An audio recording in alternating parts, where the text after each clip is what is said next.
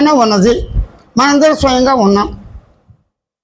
స్వయంగా దేహ పదార్థంతో స్వయంగా జీవితాన్ని దేహ పర్యంతం కూడా కొనసాగించడం స్వయం అనుభవమే, స్వానుభవమే, స్వయం దర్శనమే, స్వయం సాక్షాత్కారమే, స్వయం పరోక్ష అపరోక్ష సాక్షాత్కారమే, ప్రత్యక్ష అనుభవమే.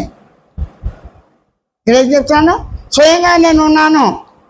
నేను పదం స్వయం దర్శనమే, స్వయం సాక్షాత్కారమే. పదం అంటే ఏంటి? ఒక శబ్దం, 2 అక్షరాల పదం, నేను పదం, ఉనికి పదం.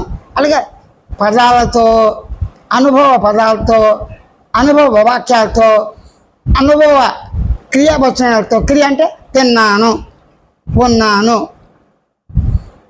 స్వయం కర్తృత్వంతో, స్వయం భోక్తృత్వంతో స్వయంగా నేనే ఉన్నా. నేను భోక్తృత్వం అంటే అనుభవించేవాడిని నేనే, అనుభవించడాన్ని నేనే, అనుభవం నేనే.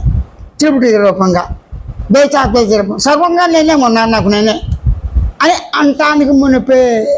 అంటే స్వయం శబ్దం, నేను, మీరు, నేను అనే శబ్ద నిశ్శబ్ద లక్షణ రహితంగా కేవలం చైతన్యంతోనే, అంటే చిత్ పదార్థంతోనే, కేవలం సత్పదార్థంతోనే, సత్ అంటే ఉనికితోనే సత్యంగా ఉంది.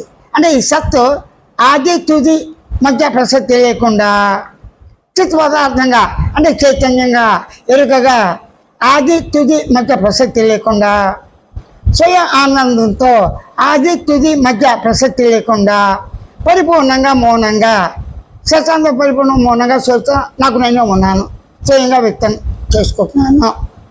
అనుభవంతో, అనుభూతిగా స్వరూప స్వభావాన్ని నాకు నేనే ప్రతిపాదించుకుంటున్నాను.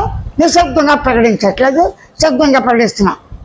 శబ్దంగా ప్రకటించమైన అనుభవరహిత అనుభవంగా, ఉనికి రహిత ఉనికిగా, ఆనందరహిత ఆనందంగా, కేవల ఆనంద స్వరూపంగా, కేవల స్వరూపంగా స్వయంగా నేనే ఉన్నాను.